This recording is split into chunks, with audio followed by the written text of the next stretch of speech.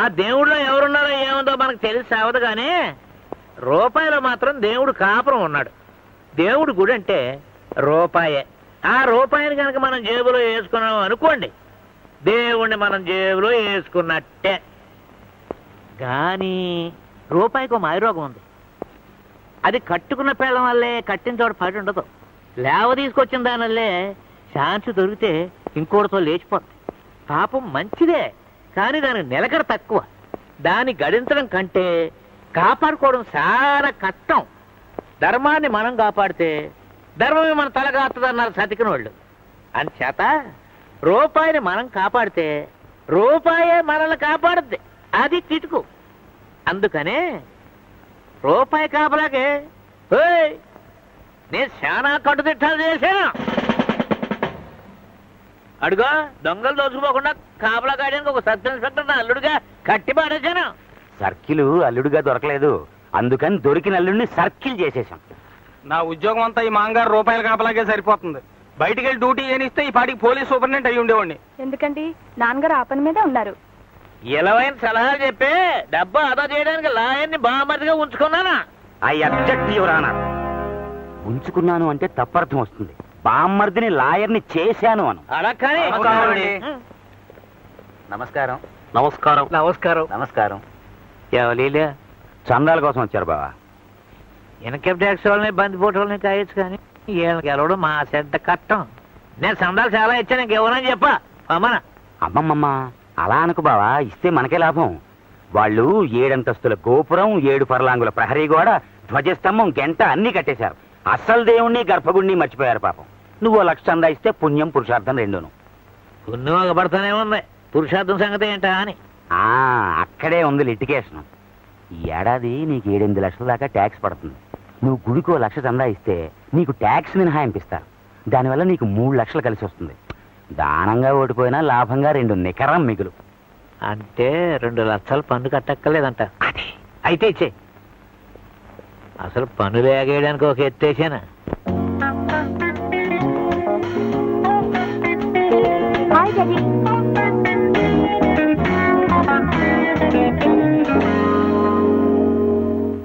మా చిన్నమ్మాయిని ఇచ్చి ఒక ఇన్కమ్ ట్యాక్స్ ఆఫీసర్ అల్లుడుగా చేసుకుంటాను. లేదా అల్లుడినే ఇన్కమ్ ట్యాక్స్ ఆఫీసర్ని చేస్తాం.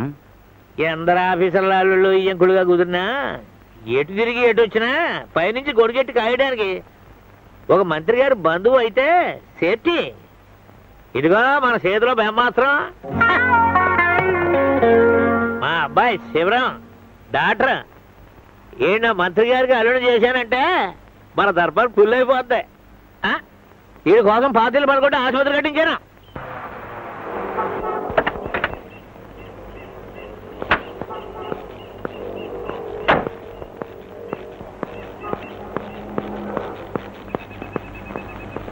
ఏరా కృష్ణ రారా. అది సరే గాని నీ కొడుకు కోసం ఆసుపత్రి కట్టి నన్ను ఇక్కడ కట్టి పడేస్తావా? నీకేదేమైనా బాగుందా? ఇదిగో వచ్చేసాం కదరా. కుర్రోడు ధైర్యం పుంజుకోవాలా, మంచిలో చూసుకోవాలా. అయినా కాబోయే మంత్రి గారి అల్లుడు ధర్మాసుపత్రిలో కూర్చుని దేశసేవ చేయడానికి అడిగి తీరుకుంటాదేంటి? అయినా పెళ్ళయ్యేదాకానే కదా. రే ఆ కత్తి కటార్లు పటకార్లు ఇచ్చి లోనకి తీసుకెళ్ళి పని ఆరంభించు. రే ఆపరేషన్ కాదు, జాగ్రత్త. ఎళ్ళు గిళ్ళు కోసుకునే పద బాబు. రే ఆ ఆపరేషన్ అంతా ఇయ్యాలే చేసి మారేవాగా ద్వితీయకరం కాకుండా రేపటి కాస్త అట్టే పెట్టుకో అన్నట్టు. రే కోసేటప్పుడు పక్కన చుట్టాల మాట అనుకుండగా అది కుడి చెయ్యో ఎడ చెయ్యో రోగిని స్వయంగా అడిగి తెలుసుకుని మరీ కొయ్యి. ఒకదానికొకటి అయితే కేసులు అవుతాయి. రే అసలు సంగతి మర్చిపోయాను. ఆపరేషన్ చేసేటప్పుడు ఆ కత్తులు కట్టారులో పేషెంట్ కట్టులో మర్చిపోయాను. బో డబ్బులు కొన్నాను. సిస్టర్, ఇతను వార్డులోకి తీసుకెళ్ళు.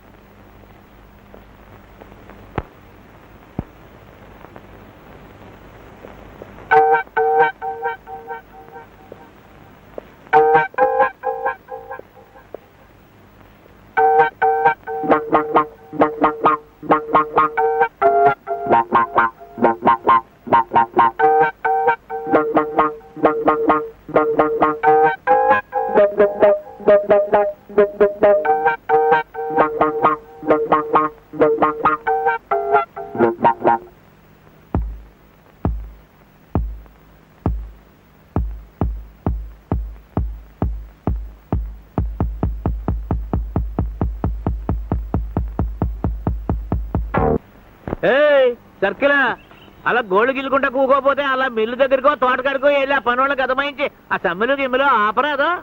మీ రామరాజ్యంలో సమ్మె చేసే దమ్ములు ఎవడుకున్నాయి? ఆటికి కరువు వచ్చింది.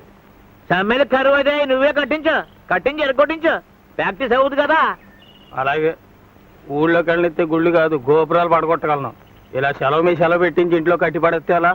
కోపం చేసుకో మొగాలుడు.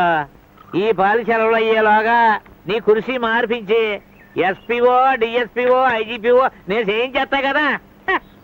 ఇదిగో మనకు మంత్రి గారి సంబంధం సెటిల్ అయిపోయే మన శివుడు సర్కారు వాళ్ళకి అల్లుడైపోతే ఇక చూడు తిప్పుతాను చక్రం. ఆ? నా మాటకు 100 ఏళ్ళు నాకు 100 ఏళ్ళు. నేడే నూతన మంత్రివర్గం ప్రమాణ స్వీకారం. ఏయ్! పాత పడిపోయింది ఏమిటి? ఆహాహాహా. ఓహోహోహో. ఆహాహాహా. పేర్లకు మంత్రులే తప్ప ప్రతిోడి రాసటీవి రాసపోగరా. చూడు పేసులు పెట్రమోసలేట్లేగా ఎరిగిపోతున్నాయి. ఏళ్లలో శివుడికి మామగారు నాకు ఈయంకుడు ఏ మంత్రి అవుతాడో కందా. అదేమిటి నాన్న, అన్నయ్యని మంత్రికిచ్చి పెళ్లి చేస్తావా? అంతే కదమ్మా. అన్నయ్యకి ఏ మంత్రి మామగారు అయితే బాగుంటుందో చూచెప్పు చెప్పరా చెప్పు. ఏ శివ రా దా రా దా దా ఇదిగా నీకు నచ్చిన మామగారు మీద ఏలెట్టు ఎట్రా ఏలే. చెప్పయా పిరికి పెళ్లి కొడక, మీ నాన్న కొత్త మంత్రులు సెలక్షన్ చేస్తున్నాడు. నువ్వు లవ్ చేసి మనసిచ్చిన మంత్రి గారి పేరు చెప్పు. ఎలాగలాగలాగలాగలాగలాగా ఈడు కూడా ఒక మంత్రి గారిని ప్రేమించాడంటే ఎవరైనా కూలిపోయి కుర్చీ దిగేసిన బాబుతో కాదు కదా. చీ చీ చీ చీ, కొత్త మంత్రి కుర్చీ ఎక్కబోయే మంత్రి. అబ్బా ఏమిటి గోలా? మంత్రి గారిని ప్రేమించడం ఏమిటి? చెప్పు శివా. మంత్రి అంటే మంత్రి కాదమ్మా, మంత్రి గారి ప్రాణం, ఏకైక డాటర్. అమ్మయ్యో నిజమే. నా బాబే నా బంగారమే మంత్రి కూతుంది. నా బాబే అన్నయ్య అన్నయ్య పొద్దున్నే చూపించవు. ఎలా ఉంటుంది? ఏం చదువుతోంది? చీరలా ఫ్రాక్లా, కుంకుమ లిప్స్టిక్, ఆకుజోళ్ళ హై హిల్సా? అది కాదను, అమ్మాయి చెప్పరా శివ. ఫ్యామిలీ ఈ సైడ్ నుంచేనా అటు నుంచి కూడానా? నా బాబే నా బంగారమే నా దేవుడే. అరే అలసిపెందుకు వెళ్ళి తంబులు వేసుకొచ్చేద్దారి. అలా కాదు బావా, మన శివుడిలాగే ఆ పిల్లకు కూడా తండ్రి భయం. మంత్రి గారికి ఇంకా నోట్ పుటప్ చేసి చెప్పలేదు మరి. అయితే ఓ పాలి మంత్రం వేసో మాయ చేసో పిల్లల్ని లాక్కురా. మనం చూసి సై అనుకుంటే జాయమని నేను పెళ్లికి కిళ్ళి ఆర్డిచ్చేస్తాను. అలాగే నాన్న. వాట్? మంత్రి కూతున్నా నేనా? లేకపోతే నేనా? అది మీ ఇష్టం. నేను మాత్రం చచ్చిన అబద్ధాలు ఆడలే. వాడితో డ్యూయెట్లు పాడగలవు, డాన్స్ ఆడగలవు, కానీ అబద్ధాలు ఆడలేవా? నేనా? No no no no no. మాట్లాడగల ముంగి చేతల్లో ఉన్న చొరవ మాటలో రాదే. అమ్మ నరసమ్మ ఆగు. అమ్మ నరసమ్మ 1000 అబద్ధాలాడైనా ఒక పెళ్లి చేయమన్నారు. నే 1000 పెళ్లిల కోసమైనా ఒక అబద్ధం ఆడడం చేత కాదు. అంతేనా? అంతే అంతే అంతే. ఒరే శివారా, ఆ మంత్రి గారి అమ్మాయికే మాట ఇచ్చేద్దాం. శివ నా గొంతుకొస్తావా? నేను ఎండ్రని మింగి చచ్చిపోతాను. సుసి ఎంట్రీ నొత్తు. శివ మరి అబద్ధం ఆడతావా? నే మంత్రి గారు అమ్మాయి అంటే నమ్మరండి. నన్ను హాస్పిటల్లో చూసుంటారుగా. ఓ అదా నీ భయం. చూడు, మన హాస్పిటల్ అన్నా మనం అన్న ప్రజలకి టెర్రర్, మా నాన్నకి ఠార్. ఎవ్వడు రాడు రాబాడు, నీకు ఆ భయం ఏమక్కర్లేదు. పద. అమ్మనే రాను. అదిగో వచ్చేసింది. ఏంట్రా శివ, అమ్మాయికి సర్కారు వాళ్ళ కార్లో తీసుకురాకపోయావా? మన కార్లు ఇరుగ్గా. అమ్మో, మంత్రి గారు చాలా రూల్స్ మనిషి. ఇంటి జనాలకి సర్కారులు ఎవరో. వీరే మా నాన్నగారు.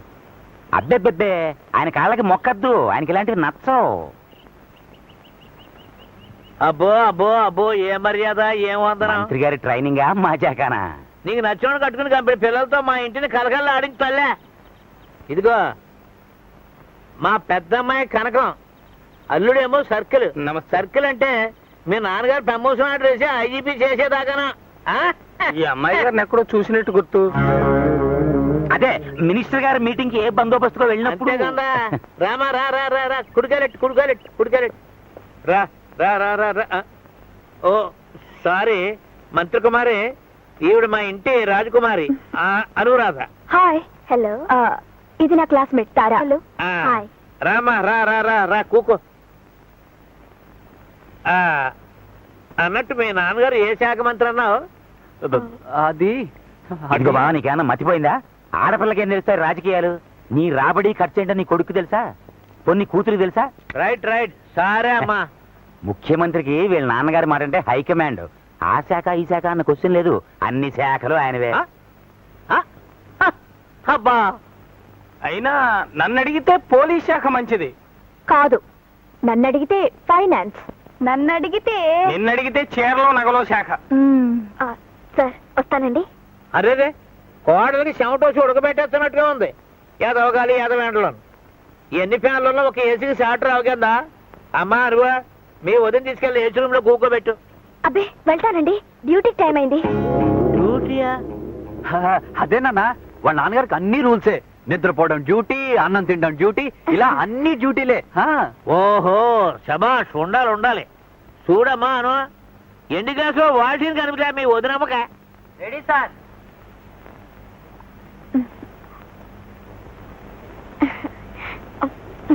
మరి మీకు కూకమ్మా కూకో కూకమ్మా కూకో.